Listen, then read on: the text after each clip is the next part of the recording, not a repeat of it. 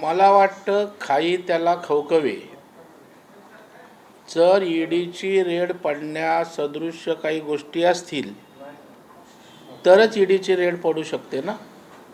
कारण आपलं संविधान, कायदा, नियम त्यानुसारच आपल्या तपास यंत्रणा काम करत असतात. विनाकारण कोणावर अशा प्रकारची रेड होत नसते आणि त्याच्यामुळं काही तथ्य नसेल तर रेड पडायचं काय कारण नाही. पण चक्रव्यूहात अडकत असतील राहुल गांधी नाही, म्हणून मी आपल्याला म्हणालो ना, खाई त्याला खवखवे.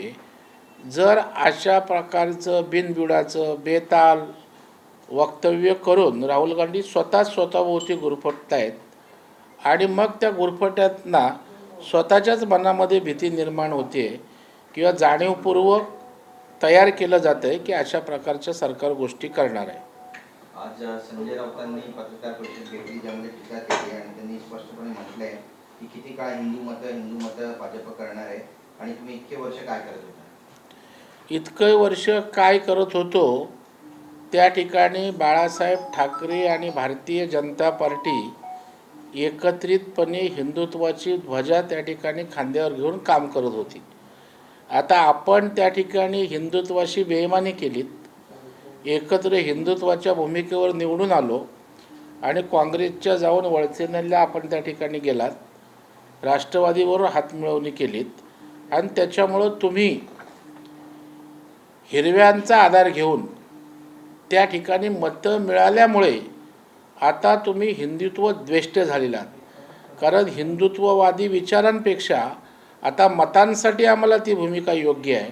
त्यातनं राऊतांची अशा प्रकारची वक्तव्य राजकीय स्वार्थापोटी येत आहेत. पण हिंदू मतासाठी भाजप केवळ योजना आखते आणि भारतीय जनता पक्ष हिंदुत्वाला किंवा हिंदुत्वाचा पुरस्कार अजिबात करत नाही. भारतीय जनता पक्ष हे फक्त राजकारणाकरता हिंदुत्व करते. नाही, भारतीय जनता पार्टींनी हिंदुत्व राजकारणाकरता कधीच केलं नाही. बाळासाहेबांना हिंदू हृदय सम्राट म्हणलं जायचं, लोकांनी त्यांना बिरुदावली दिली होती. आणि हिंदुत्व हा काय राजकारणाचा विषय नाही, ती आपली अस्मिता आहे, तो आपला राष्ट्राभिमान आहे. परंतु आता संजय राऊत सकाळी उठले की त्यांना त्या ठिकाणी बांग द्यावी लागते आणि त्या पद्धतीनं काहीतरी रोज एखादा इश्यू काढत असतात आणि त्यातनंच हा बांग देण्याचा प्रकार आहे. सर, नवीन चर्चा जी आहे ती सोशल मीडिया आणि या सगळ्यावर पाहिली जाते, खास करून मराठा आरक्षण संदर्भात. ईडब्ल्यूएस आरक्षण केल्यामुळं मराठा समाजाला फायदा होण्याऐवजी तोटा झाल्याचं आता जरांगे पाटील किंवा त्यांचे समर्थक देखील बोलायला लागले. इतर समाजाला, काही ठराविक समाजाला त्याचा मोठा फायदा झालाय आणि त्यामुळं त्या गोष्टी चर्चेत येतात. काय नेमकी भूमिका आहे भाजपची? आमचं पहिल्यापासनं नम्रपणे हेच सांगणं होतं की हा विषय मार्गी लागेपर्यंत ज्या सवलती चालू आहेत, जे ईडब्ल्यूएसचं आरक्षण आहे ज्यामध्ये मराठा समाज 90 ते 95% लाभ घेत होता, ते चालू राहावं. परंतु या ठिकाणी जरांगेने प्रश्न निर्माण केल्यानंतर त्या ठिकाणी लीगल टेक्निकल ग्राउंडवर ते ईडब्ल्यूएसचा लाभ मराठा समाजातील तरुण घेऊ शकले नाहीत, त्यांचं मोठ्या प्रमाणावर नुकसान झालं. मग आता या झालेल्या नुकसानाची जबाबदारी कोणाची, ती स्वीकारायला पाहिजे ना. कारण आम्ही मराठा समाजाचे सारे प्रश्न मार्गी लागेपर्यंत आहेत त्या लाभांचा फायदा घ्यावा अशी एक समंजसपणाची भूमिका घेतली होती. परंतु आडेलतट्टू भूमिका घेतल्याने काय होतं हे आज मराठा समाजाच्या ईडब्ल्यूएसचं नुकसान झालेले विद्यार्थी सांगू शकते. पण भाऊ, परत तोच मुद्दा की इतक्या वर्षानंतर भरती प्रक्रिया सुरू आहे, पोलीस भरती असेल, इतर महत्त्वाचे गोष्टी असतील.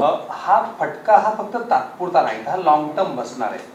काही सरकारची भूमिका असणार याबद्दलची, कारण अडेतट्टू भूमिका घेतली असेल तरी त्याचा फटका मात्र समाजाला बसतोय. नाही, एक लक्षात घ्या, त्यामुळं केवळ राजकारणासाठी राजकारण करू नका हे आमचं सांगणंच त्यासाठी आहे की आपण बघाल की 10% मराठा समाजाला आरक्षण दिलं आहे, जे कुठल्याही प्रकारे कोर्टानं फेटाळलेलं नाही.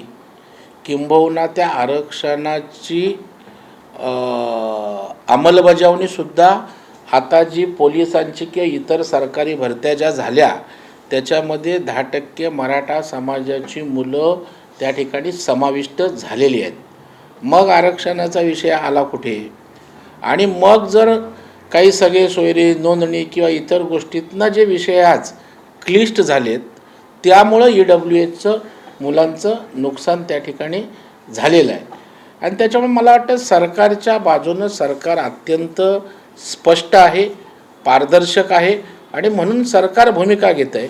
परंतु प्रश्न धगधगतच राहावा आणि त्यावर राजकीय पोळी भाजायची असं जर असेल तर त्याला सरकार काय करणार?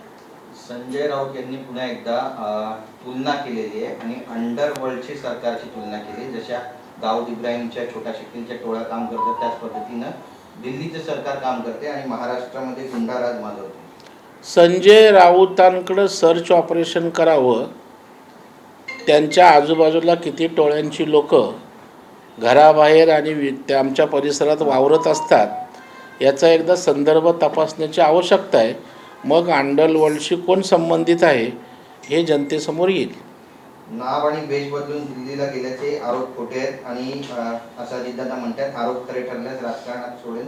अन्यथा संसदेत खोटे आरोप करणाऱ्यांनी राजकीय संन्यास घ्यावा, अजितदादांनी आवाहन केलं.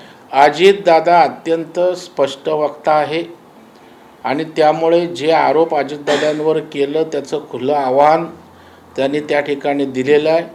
आता बेताल बिनबुडाचे आरोप करणाऱ्यांनी आता केलेले आरोप सिद्ध करावेत. नाही तर अजितदादांनी ज्या पद्धतीनं आव्हान दिलं आहे ते स्वीकारून जर सिद्ध करू शकला नाहीत तर त्यांनी राजीनामा देण्याची आवश्यकता आहे. एक इंदापुरातून हर्षवर्धन पाटील अपक्ष लढण्याच्या तयारीत आहेत. कार्यकर्त्यांकडून बॅनरबाजी करण्यात आली.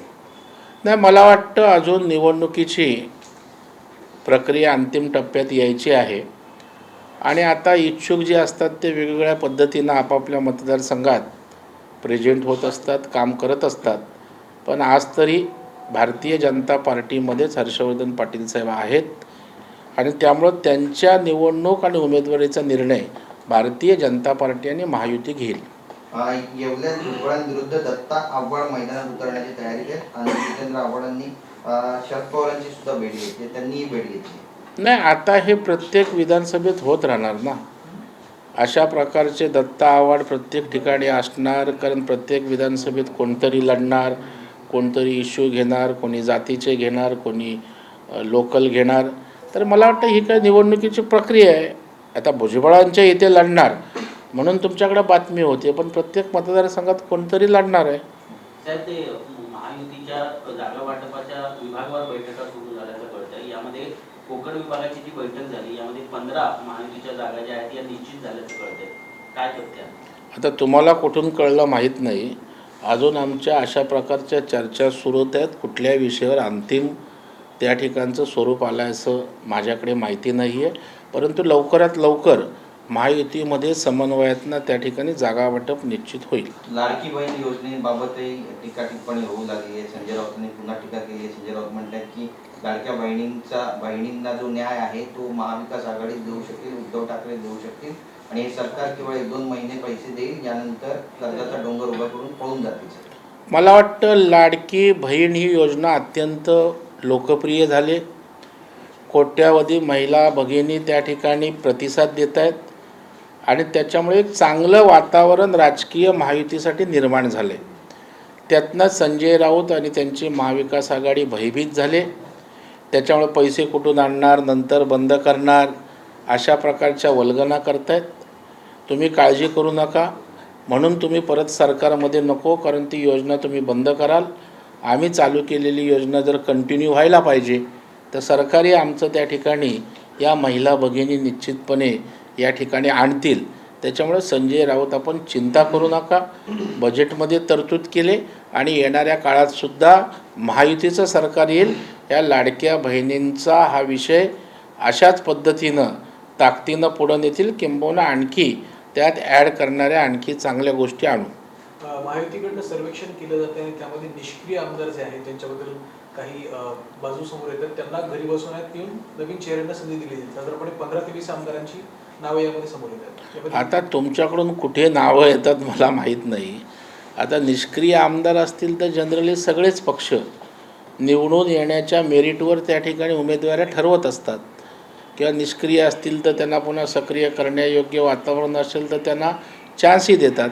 मला वाटते निवडणुकीची चयन करण्याची एक प्रक्रिया आहे प्रत्येक पक्षाची, आणि त्याप्रमाणे महायुतीतलेही आपापले पक्ष आपल्या उमेदवारी संदर्भात चाचपणी करत असताना निष्क्रियता हा तर एक महत्त्वाचा भाग असतोच.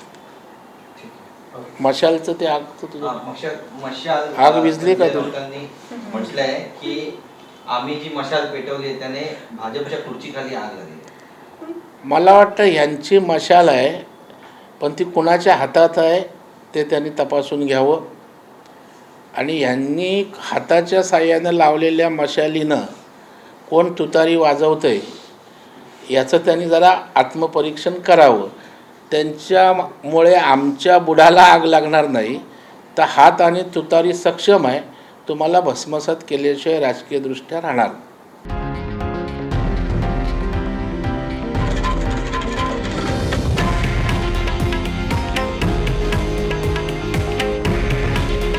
हे आहे देशातील नंबर 1 न्यूज नेटवर्क आणि आपण पाहत आहात TV9 मराठी.